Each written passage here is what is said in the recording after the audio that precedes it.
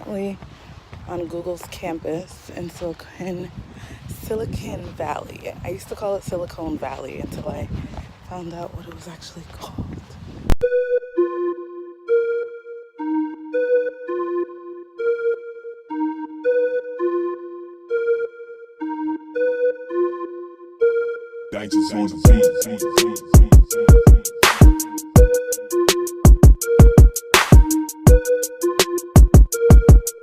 Wine tasting tour with Brittany and my dad.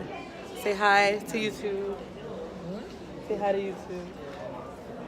Say hi to YouTube. Oh.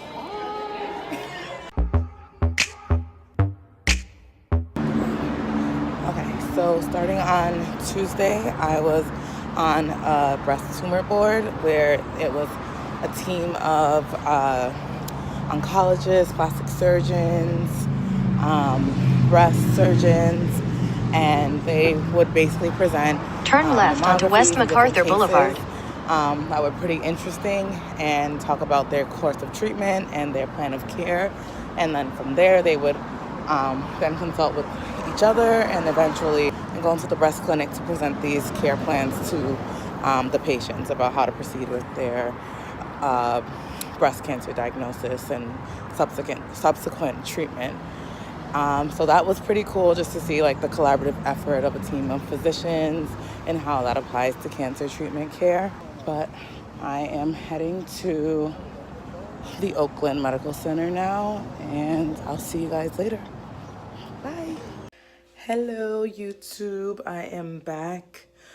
So simulation lab was it was such a really great experience. We actually learned how to intubate using the tubing. We reviewed anatomy of the larynx, vocal cords, the lungs, the epiglottis, the entire pathway for your airway, obviously. And then I also did a simulation where I gave birth. Well, I didn't give birth. I helped deliver a baby. And we also did a Code Blue demonstration with the whole team, which is 4 of us, and one person was a first responder, and the next person was using the ambu bag, and then the last person, and then we were just doing a lot of chest compressions, and I'm like, oh my gosh, my thenar eminence was like on fire. Oh yeah, we also practiced doing injections on the hand with a sports medicine doctor. We did like the steroid or lidocaine injections into different cavities of the hand, and to treat practice treating carpal tunnel going into the canal. Also for trigger finger, which is like when your hand is kind of like this and stuff due to that I think you like this. But yeah, it was a really good experience, but it's 9:30 and I'm a little tired, so I'm about to take a shower and go to sleep because your girl is tired. But I will see you guys tomorrow, or not. Tomorrow I'll be in Antioch and I'll be shadowing an allergist. So I'll see you guys tomorrow night. Good night.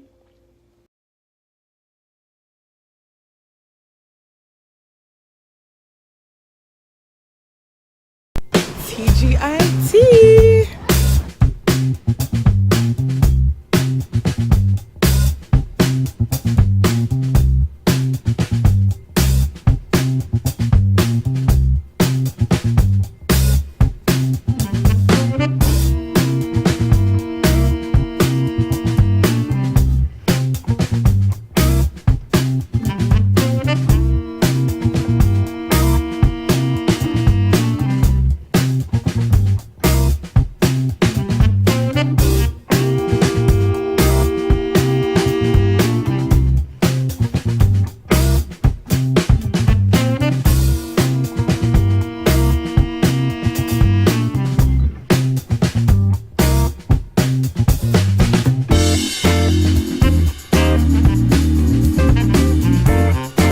YouTube, welcome back. So today I was shadowing in the La Salud Español clinic, which is an internal medicine outpatient clinic that predominantly caters to Spanish-speaking patients. I think I've told you about this before. The doctor speaks Spanish and communicates with the patients. Today we had a host of different chief complaints, from diabetes management to foot fractures, back pain, pain management, arthritis, post-bariatric surgery.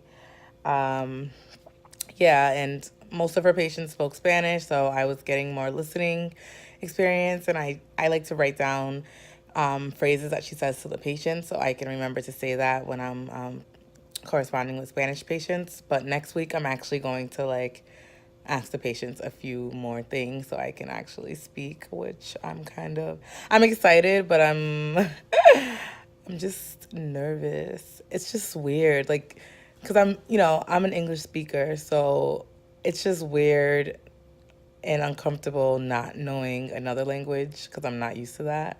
So now I basically see how it feels when people come to this country and can't speak English and are kind of like afraid to use it, because you kind of feel embarrassed.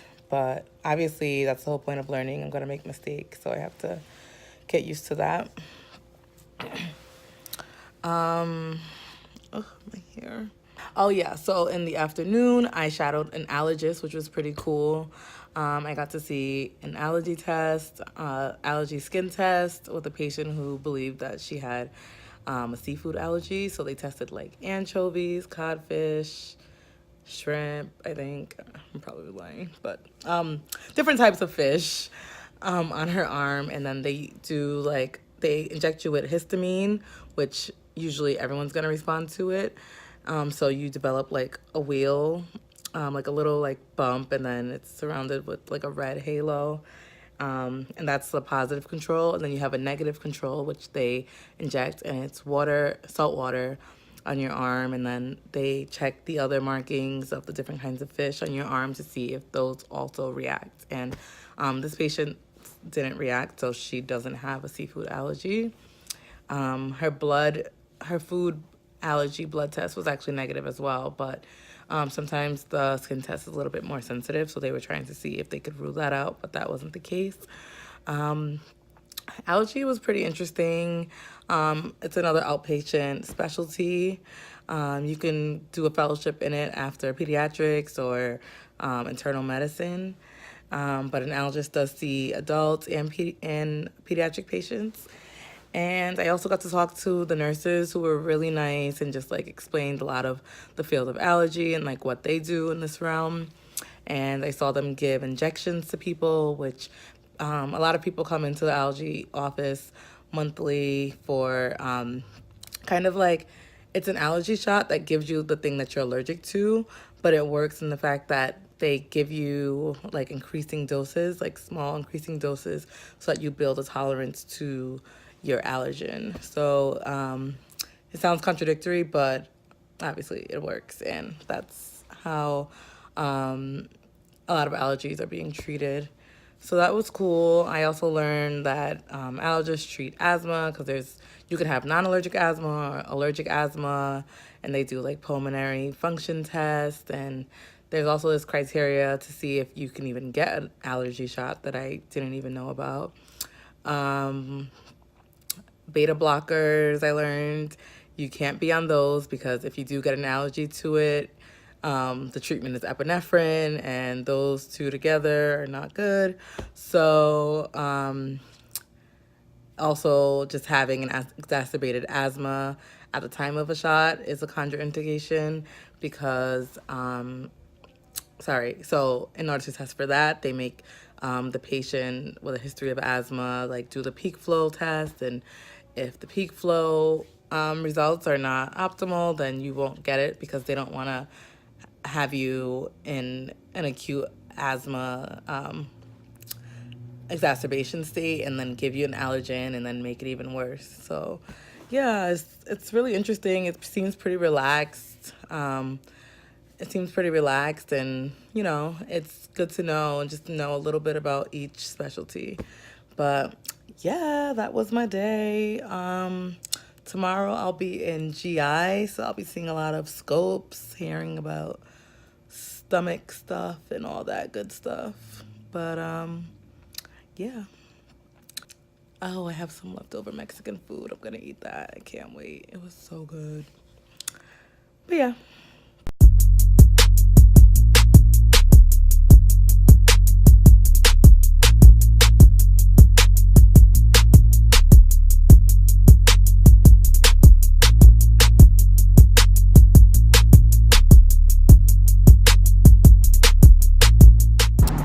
Hey YouTube.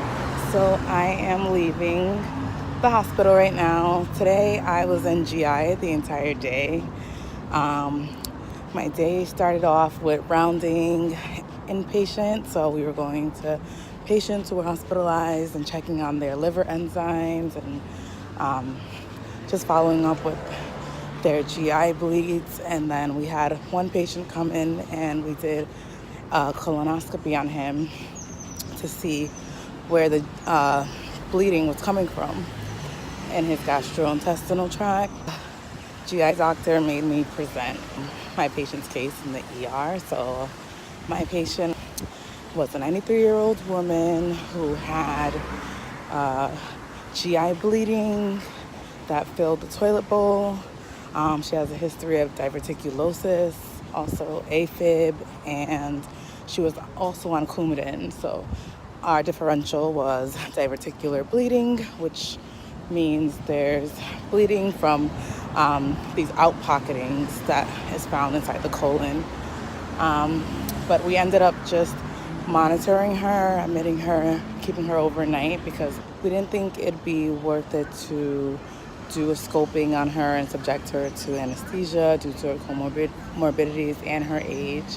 And in the event that we did find colon cancer, her age and her other medical conditions would probably have a surgeon not even want to perform surgery. So we just decided to. Hey YouTube, I'm back in bed. As you can see, I still got my clothes on. But I was in the middle of telling you guys about my day, but then I met up with my friend and then we went to a networking event with like residency directors, physicians at Kaiser, business consultants and all that, which was really nice.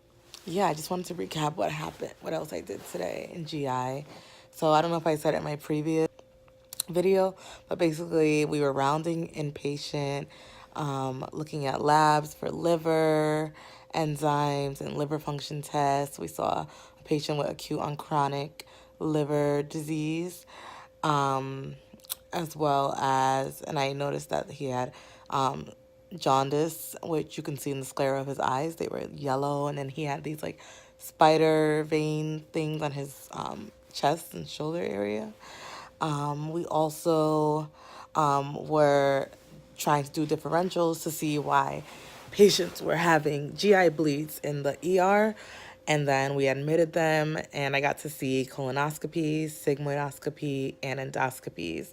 So those are like three of the most common scopes you'll see with GI doctors. So that was pretty cool. And then I actually got to do a digital rectal exam. So and luckily my patient was already sedated because they were about to have their colonoscopy done. So I did it, and obviously the patient didn't flinch because they were sedated. And I got to feel around the prostate and like examine the side. So that was pretty cool because that was my first time doing it. The first time I did it was actually on a simulation model, which obviously isn't real. So yeah, that was pretty cool. Hey YouTube, I'm back. It's been a little while. So I'm currently in a new hotel in Oakland. I'll be in Oakland for the week because I will be rotating at the hospitals in San Francisco. And my dad is coming today, and we have a lot of fun things planned. So stay tuned.